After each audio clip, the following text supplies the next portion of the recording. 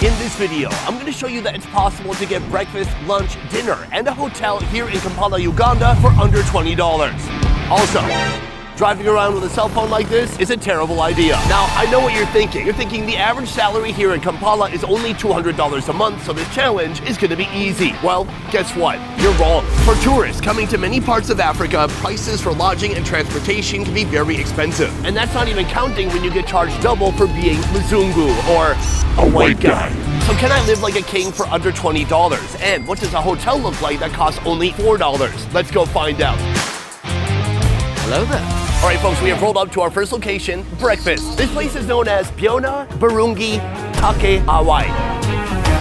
It is a local name, but really all you need to know is that here they're serving breakfast. Now, what does breakfast look like here? All shades of golden brown. Oh yeah, that's how you know it's the good stuff. Right now we're gonna step into the kitchen and see how they're made. Let's get to it. Right now I'm with the manager of this breakfast establishment. Today we're gonna be making a dish called kabalagaga. Kabalagaga. Kabalagala. Yes, kabalaga. There's no way that's real, right? In English, we would call it a pancake. Right now, he's gonna show us the recipe. Let's get into it. Step one begins with all these little bananas right here. One by one, he peels the bananas and puts them into this big green bowl. That is step one of the kabalaga making process. And just like that, all of our bananas are peeled. The next step is to mash the bananas for the kabalaga. Oh, it's starting to look nice and goopy. Now it is time for our next ingredient. It is called carbonate of soda. So I'm told the purpose of this one is to make the pancake very soft. Already you can see the difference in the texture here of the banana. It is much more soft and velvety. But I've never heard of soda of carbonate. Now, baking soda is a different thing. That is sodium bicarbonate. That is mildly alkaline. This is a much stronger alkaline. It's usually called washing soda, but it's not usually used in baking because it can be too caustic or irritating. What? That's what we're eating? Can I eat sodium carbonate? No, it's not food grade. It can be caustic. What is going on? Is this a misunderstanding? Where's the packaging? Oh, it's bicarbonate. It is baking soda. Oh my God. I didn't know it was bi. Oh my God, like every girl I dated in college. The next step is to dump in some cassava flour. From here, it's time to really get in there with your hands. Already you can see the flour is making it super thick. It's turning into a nice floury banana dough. Keep in mind, this is not like a traditional pancake batter. This big dough ball is gonna become pancakes, but he's gonna push them into a pancake shape, like making cookies. So he starts by rolling out the dough ball until it's flat. From here, he takes his lucky cup. Time to press some pancakes. From here, it's time to put the dough into the hot oil. Here, the dough is gonna sizzle away for a few minutes until it bakes all the way through. After a short time, you can see them rising to the top, looking nice, golden, and brown. So we are taking them out and putting them onto the fan guard. So right here, I have a whole platter full of kabalagala, but those are not mine. These are just being rented for visual purposes. The ones I'm paying for are right here. Everything you see right here is under $1. Now, I want to get to our pancake soon, but let's start with this. That's called a mandazi. So this is a combination of margarine, sugar, wheat flour, and a little bit of water. The method of cooking, of course, frying. That is some really heavy, thick, dense bread. It kind of reminds me of an American cornbread. Is it going to be dry like a cornbread? Well, let's find out. Not as dry as cornbread, but a little bit dry. The crunchy bits on the outside right here, that's the best part. Otherwise, I think this would pair well with butter, jam, Nutella. It's not bad. Now, I would like to point out that behind me there is a butcher shop, and there's some strips of animal protein just hanging there. You don't get that at your average American diner, do you? I don't think so. Our next food is right here. This is the Ugandan pancake. What are the hallmarks of a pancake? I guess it's got to be flat, but it has to have some flexibility too. Let's break it open and see what it looks like. Oh, it's so bready. Wow, at first I wanted to call it a cookie. Now I'm thinking it's more like a banana bread. Let's give it a shot. That's good. I'm amazed at how springy it is. All the fried little edges, that's the best part, and the best for you too. Here, he doesn't put any sugar, but it seems to have a little bit of natural sweetness from the banana. I would not call this a pancake. I would call this Ugandan banana bread. Now, the best thing you could put on a piece of warm American banana bread would be butter. Here, no butter. The next best thing you can do is just imagine what it would be like if it did have butter on it, and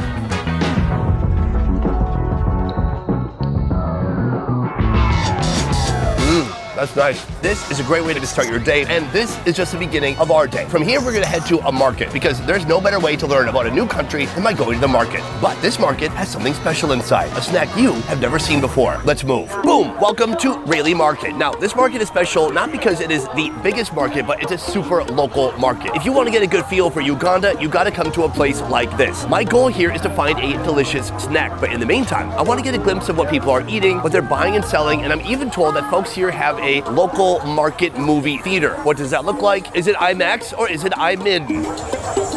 Okay, IMIN, like iMinimum instead of IMAX, like that? That's terrible. So far, one of the most popular things for sale here are, of course, bananas. They've got little ones, they've got big ones too. So right here we've entered a produce section, and shockingly something familiar I didn't expect to find here, and that would be jackfruit. Take a look at that. Can I pick up? Oh, right here these jackfruit are gigantic. Oh, take a look at this big bad boy. This thing is full of delicious jackfruit. Now, you gotta be careful because if you look at the top there, that is disgusting gooey latex leaking out. So in order to cut the fruit out, you really have to know what you're doing. That is why I always employ the help of an expert. Moving on. I have just found Uganda's medicine woman right here. She has a stack of different herbs. They're all dried, and all of these herbs can either be consumed or breathed in to heal whatever your ailments are. I'm told that even certain herb combinations can heal malaria. That said, they also do have modern hospitals. You can also go there for malaria, but up to you.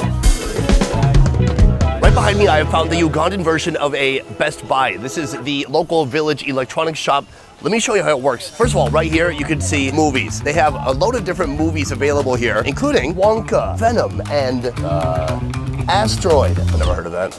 So here's how it works. You come here, you bring your flash drive, he loads the movie onto your flash drive, and you pay 27 cents. Not bad. That's about 4 movies for $1. What does it stop you from stealing from him and giving that movie to someone else? I don't know, but hopefully they can create some kind of a law enforcement so you cannot steal his movies. Wait. I think he stole these movies. Okay, let me get back to you on this.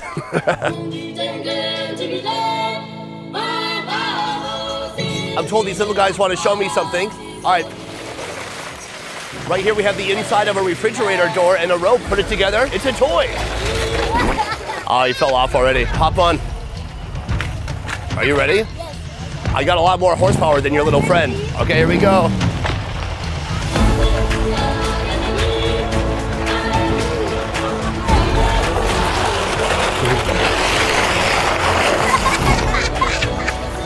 Nice, well done, boom. Do you know who gets bored? Boring people. But no matter where you go around the world, kids will always find a way to have fun. Let's keep going. In a moment, I'm gonna be showing you a local village bar, but first I wanna show you this. This is something that looks like dirt, but actually this is the main ingredient for the alcoholic drink that we're about to partake in. This right here is known as millet. Millet is a type of grain. Right now, all this millet is drying in the sun, but later it will be fermented and turned into booze. So from the millet, we are heading to a bar where they're serving a millet beer. Take a look at this. Okello's Bar. Let's take a look inside. Right here we have our main choice of alcoholic beverage. Take a look at this.